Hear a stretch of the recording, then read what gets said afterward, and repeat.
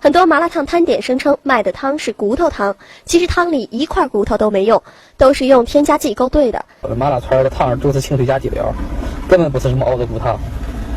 用真骨头汤根本收不回成本，要想做出像骨头汤一样的口感并不难，只要在清水里加上10几种工业原料和调味剂就行。另外，由于麻辣烫的卫生很难保证，有些商贩还会在汤里加止泻药。在这个行业里边都特别正常了，很多时候夏天你如果麻辣烫保存不好、冷冻不好，很容易就坏了。所以说现在就是你也是大多数的小店吧，都放了那多月。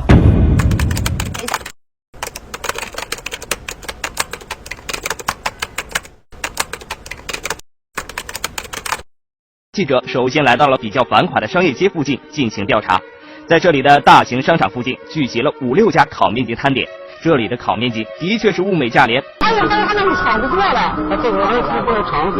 来到市场内，记者发现在这里批发面筋的商铺有2家，且规模都不小。记者首先来到了一家门脸较大的摊位，一听说记者要做烤面筋生意，老板建议说很多烤面筋摊点就从这里进货，他们用的都是这种泡在盆里的短形面筋。记者看到塑料盆内泡发面筋的水浑浊不堪，而奇怪的是，在脏水里泡发的面筋却依旧颜色很白。难道说这里面还藏有什么玄机吗？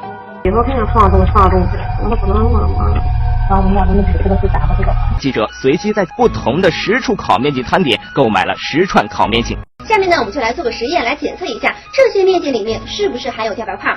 我手里拿的呢是吊白块检测管，一会儿呢我会取一小块面筋放到检测管里面，如果检测管里面的试剂颜色呢变成紫色，就说明这里面含有吊白块，并且呢颜色越深，说明吊白块的含量就越高。现在呢咱就开始做实验。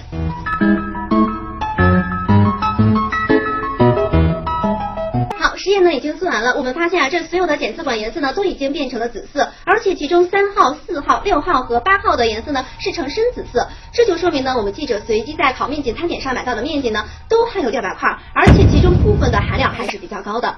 白块它是一个化学合成体，它的化学名字叫甲醛核四硫酸钠，那么它是坚决不允许加入到食品中去的，人长期使用的话会引起癌症。那你们知道这面筋里有什么东西吗？不知道。不知道。知道有一种东西就不消化的那种。然后你们还喜欢吃吗？为什么？就觉得口感好吗？味道好。你们一般一吃都买多少块？1块2块。1块2块。1块2块呗。1块2块。就你们又知道它里面有东西，但是你们还是喜欢吃它是吧？你一次能买多少块？5块钱了，6块。6块。你就是不知道里面有什么问题是吧？对吧？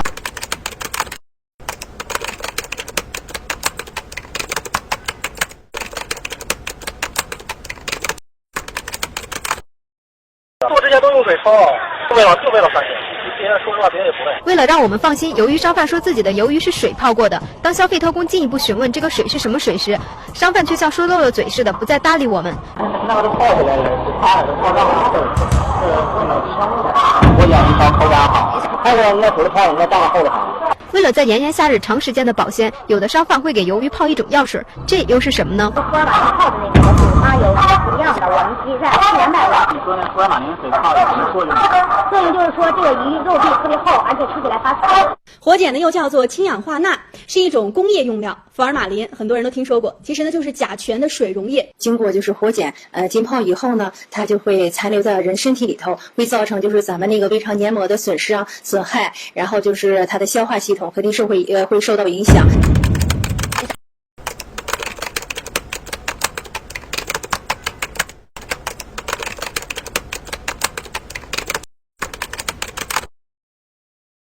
最近呢，有做臭豆腐的小贩在网上揭开了做臭豆腐的黑幕，整个制作过程就4个字：恶心透顶。该小贩透露，制作臭豆腐原料有腐肉、大便、化学剂，经过稀释的大便水、腐烂变质发臭的猪肉，把这些原料加水勾兑成一定的比例后混合在一起搅匀，装入水桶密封发酵。过几天，等臭水长出了蛆虫发臭，用敌敌畏把蛆虫杀死，就可以泡制豆腐了。那这是什么东西啊？就那臭水。臭水？臭水是什么东西啊？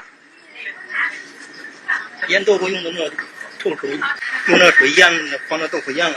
发酵的那豆腐杠0。原来这2杠绿色的臭水就是用来将豆腐染色的硫酸亚铁溶液。据这位工人讲，加入了硫酸亚铁的染色用水，只需3分钟就能把白豆腐染成黑色。硫酸亚铁俗称氯矾，吸入后对呼吸道有刺激性，容易引起咳嗽和气短，对眼睛、皮肤、黏膜也有刺激性。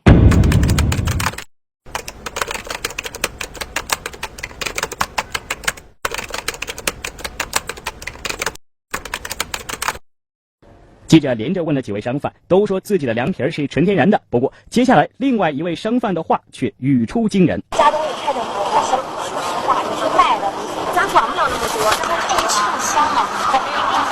添加剂。那么这些添加剂究竟都是什么样的呢？有个凉皮野凉鸡，还有一个凉皮网凉肉，这就凉皮专门做凉皮用的。那它们的成分到底安不安全呢？记者在一家市场里买了几份凉皮进行了检测。就是可以初步判断出来1号和2号里面有硼砂这种物质。硼砂是一种化工原料，根据我国食品卫生法和食品添加剂卫生管理办法，硼砂是禁止作为食品添加剂使用的。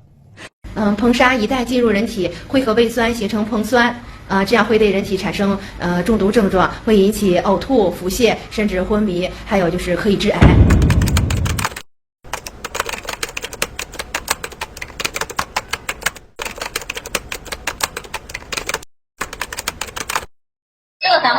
它是用一些它们是机架的，然后经过一个很厉害的一个粉碎机，只要所有骨头本身是骨头吧，进去以后全部都成了一种跟液体一样。那烤肠里边都掺那个东西。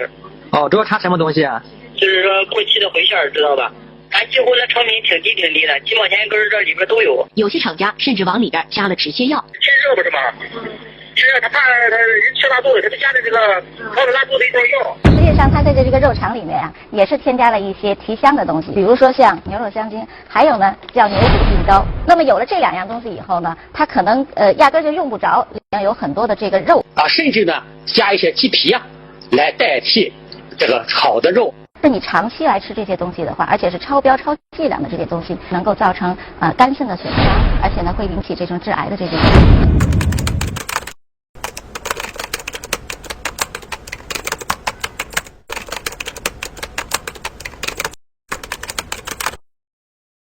大街上一些卖烤地瓜的这样一些小摊儿，然后我就发现他们用的那种烤炉啊，是原先是盛汽油或者盛油漆的那种桶，很多都是从那个回收站里边收回的。机油桶啊，这桶是哪来的？买的。买多少？化工原料桶如果是装石油或者是柴油的话，燃烧之后产生污染主要是2氧化硫、1氧化氮、2氧化氮等等这些有害气体。在烤红薯的过程中，在高温下呢，它会被红薯吸附。这个能源的来源的问题，基本上都是煤，它的成本就低多了。但是煤里头它含有砷和硫这种有害的重金属。你这个原料直接把红薯放在上面去烤的话，多少会对红薯会受到一些污染。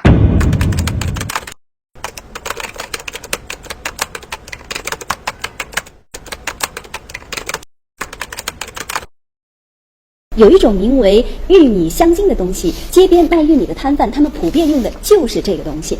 人长期食用这种玉米香精呢，会诱发病症，损害大脑和肝脏等等器官。记者花了35块钱买了一瓶甜玉米香精。按照卖家的说法，这种甜玉米香精使用之后，玉米又香又甜。这一回倒多少啊？你倒点就可以，它是纯的那什么纯玉米香精，你倒点就行。你也不知道倒多少呗？你这个主要是你口感就行，你闻着味儿，那苞米有那苞米香味儿就可以了。行，香味儿浓一点你就稍微多一点，不香味儿浓一点就少一点。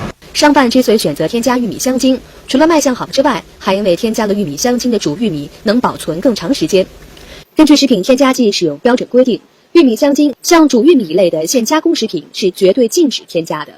玉米香精里头啊，它一定呢会添加了一些防腐剂，经过我们这个身体的这个肝肾代谢，那么就会对身体呢产生一种不良的影响。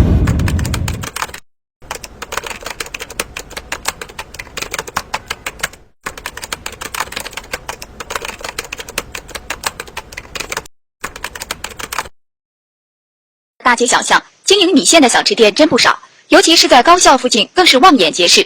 刚上大学的时候，就是总是和同学每隔几天就去吃一顿米线。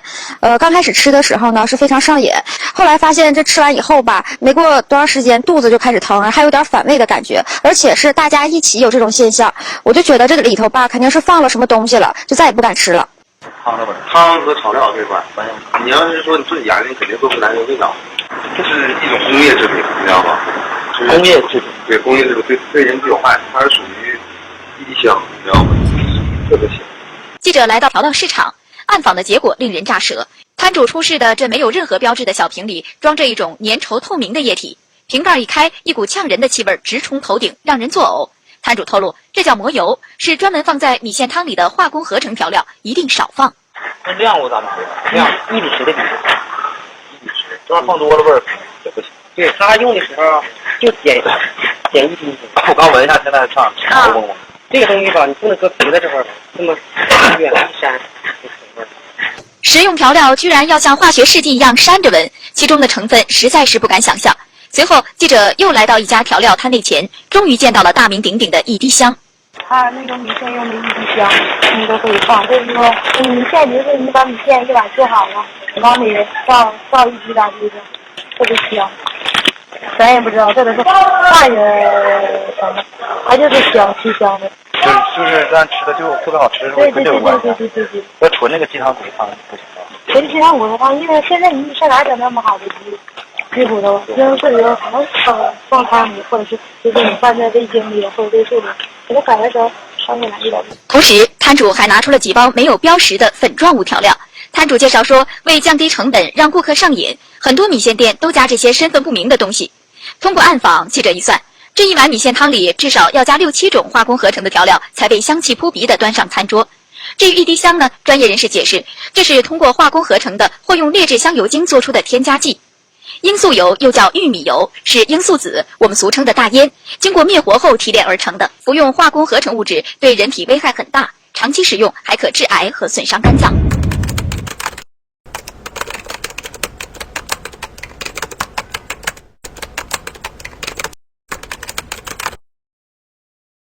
曾经从事驴肉生意的王先生向我们爆出，这驴肉里面有蹊跷，掺假更是潜规则。加上这个红，这是什么呢？就是典型的就是苏丹红，再加这个亚硝酸盐，这是国家明令禁止的。哎，加上这个亚硝酸盐之后呢，它就省火，一个是省调料，一个是省火。每一家的老板都声称自己的驴肉是从河间运来的正宗驴肉。我这是那种一袋一袋的那种卤好的驴肉嘛，是我那个啊，对。我那要是打电话会来需要什么样的？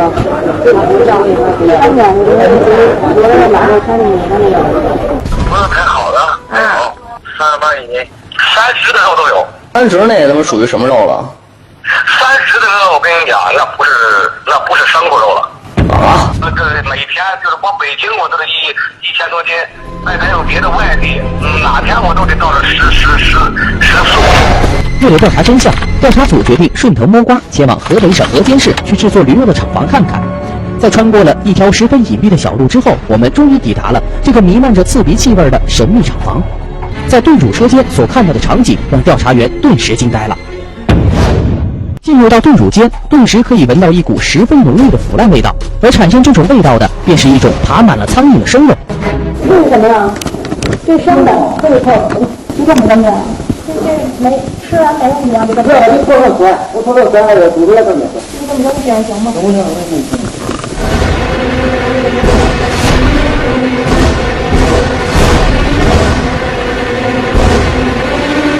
我这么热，下不了啊。当调查员走进正在炖肉的大排锅里，胃里忍不住的一阵翻腾。浑浊的肉汤表层浮着一层黄色的油沫，肉的上面还压着一个砖头，锅里不断的散发出浓郁的调料味道，试图掩盖着肉类本身的味道。大锅旁边的一个肮脏的塑料桶里放着炖肉用的汤，而炖好的肉则被随意的放在屋里的每一个角落。